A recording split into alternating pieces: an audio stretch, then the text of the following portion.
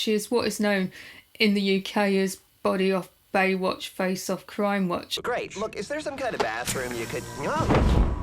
You don't know what she looks like. Flynn's Arcade. Hi, this is Flynn's Arcade, and this is my video on Series 1, Episode 2 of The Venture Brothers, with special reference to this book here, The Art of the Venture Brothers.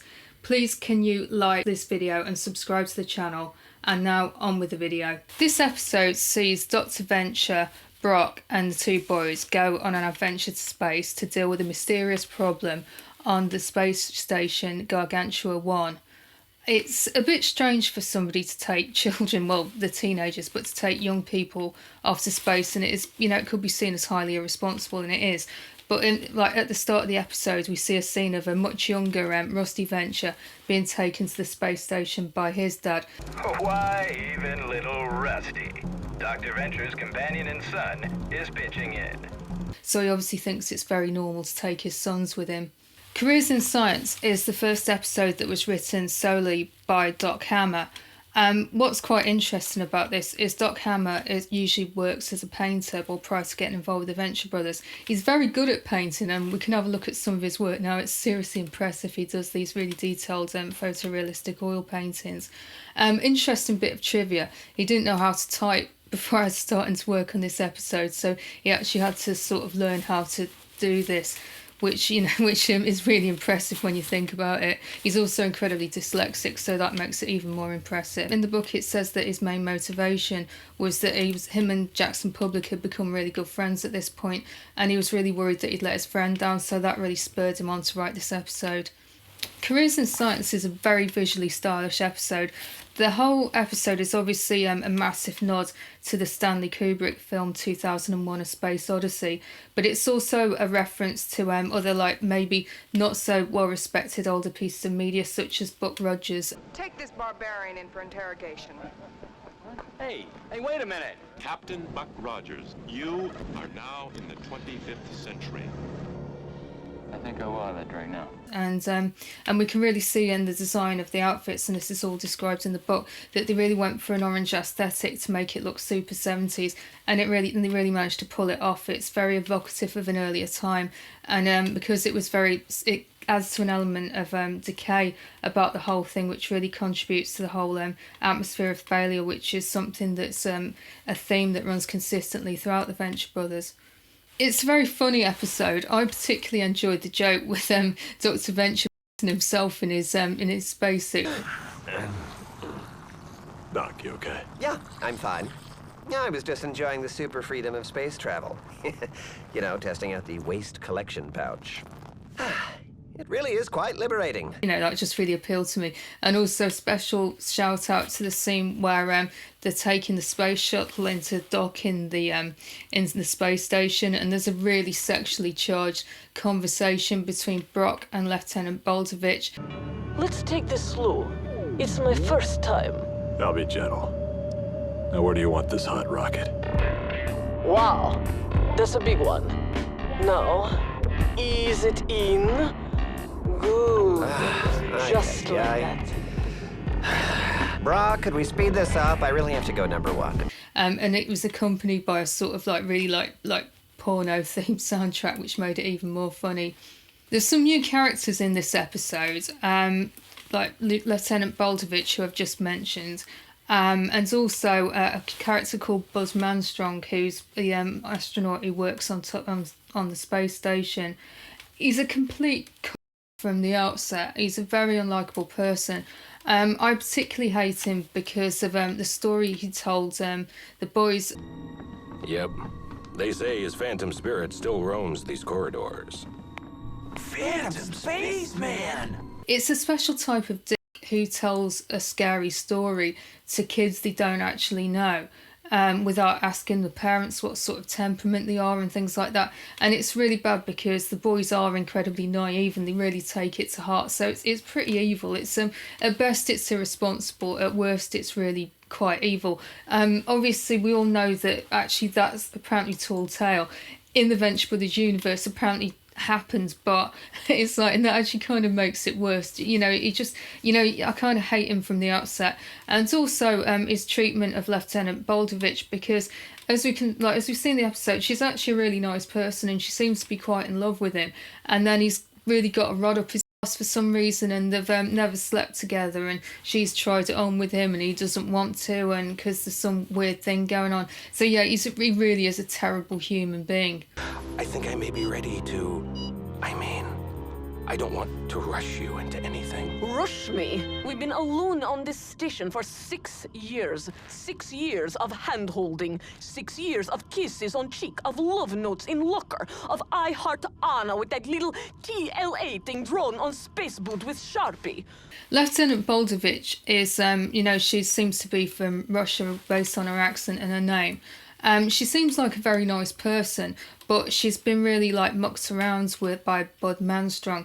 She's got an interesting defining like characteristic about her. Is she is what is known in the UK as body off Baywatch, face off Crime Watch. And this vision is Lieutenant Boldovich. Great. Look, is there some kind of bathroom you could... Of course, how insensitive of me. In that she looks beautiful when she's wearing a space suit and a helmet, but you take it off, you don't know what she looks like. And apparently Jackson Public and Doc Hammer, like, they never drew her face because they didn't want the animators to sort of make any sort of attempt of sort of figuring out what she looks like. So whatever you think Boldovich looks like, that's exactly what she looks like. Knowing what we know now about this episode, which was obviously like called back to, like, I think it was 16 years after the episode was first broadcast, it's very easy to it's very difficult to watch the episode in and of itself, because I couldn't help looking for clues of like the problem light and what that means. So what's the problem? The light went on. Oh, that's helpful. And that's never happened before. And I was looking for Morse codes in the problem light, and I was trying to see if I could pick up clues on the movie night massacre and things like that. But I've tried to suspend all of that, because I honestly believe that all that extra story that came up so many years later, that was a retcon. It wasn't canon. So I think I tried my best to watch this episode very much in it, in context of itself. But I still couldn't stop thinking about what ultimately happened with the problem light, because that really is a big thing. It's kind of like one of the most important event in the Venture universe, but I try my best to ignore it. In this episode, we see some major character development. One of the things that I found really interesting was what happens with Brock. Because Brock, prior to this, as I said, he has two character traits. He's sexy and he's violent, and he's still sexy and violent because he beats up Bud Manstrong, which is really satisfying to see. I must warn you, if you harm a hair on her sweet little head, I will... No, wait! No! How inappropriate! Rude! Wait, stop! No!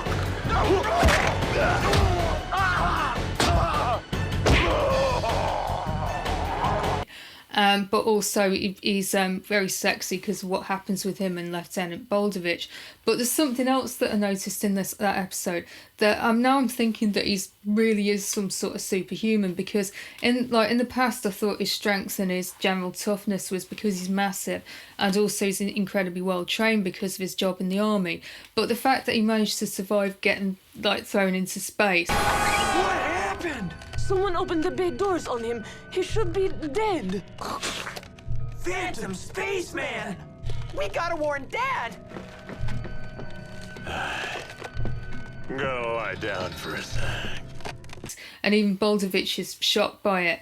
Shows that there's something really quite extra about him, and it's the first episode where I actually started to warm to him a bit, because even though obviously we all love Brock, so in these past 3 episodes I haven't really been that impressed with him, but I was really impressed with that.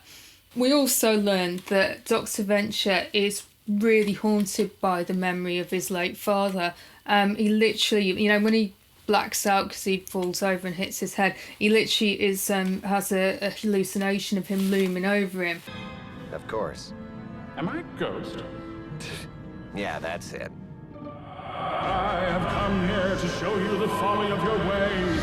Take my hand and you'll travel to... Come on, Dad. One, we just proved nobody's taking anybody's hand here. And two, you never believed in ghosts. You were a scientist. Yeah, that's true.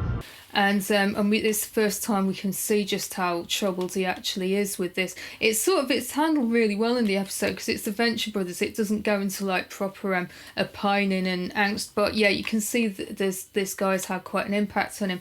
And also as well, it was quite a good way to explain what's happened with Dr. Venture's addiction issues, because when he takes his diet pill, the hallucination disappears. So we can see from that he's not a fun addict. He's not doing it to have a good time. He's an addict because he uses it as a massive crutch. He's actually self-medicating in order to cope with his past trauma and his feelings towards his dad. The boys, though, don't get a huge amount of character development in this episode. They're still just as stupid as they've always been. Like the fact they believed Buzz Manstrong's tall tale, it's bizarre. He said that he was a paper boy on the space station. Like that, it just shows how dopey they actually are. They also managed to spy on Brock and Lieutenant Baldovich having sex. Ah, no, wait! I see him, and it looks like he's wrestling someone. Shove over. Phantom Spaceman! It's one thing that they're older teenagers and they don't know what people having sex looks like. It's another thing that they'd actually seen Lieutenant Baldovich many times wearing a helmet. And she'll have looked exactly the same nude as she did wearing a helmet as she did wearing a spacesuit, wearing a helmet, and it never occurred to them that it was her. And so yeah, they are pretty dopey. The one thing though, I did notice that they are actually starting to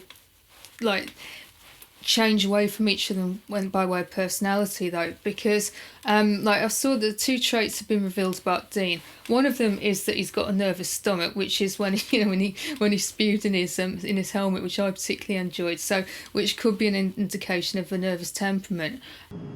But now I can't read my giant boy detective book. Shouldn't be reading in a moving vehicle anyway. You know it makes you...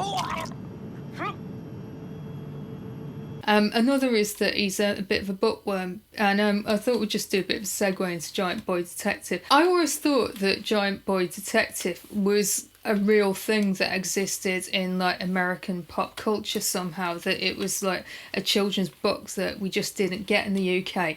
And it was only really this week I learned that it isn't that. It was something that Jackson Public created, and just because he thought it'd be really quite a funny meta joke to have an adventurous boy reading a book about an adventurous boy in universe. So we can have a look at the cover of it, because it is pretty cool.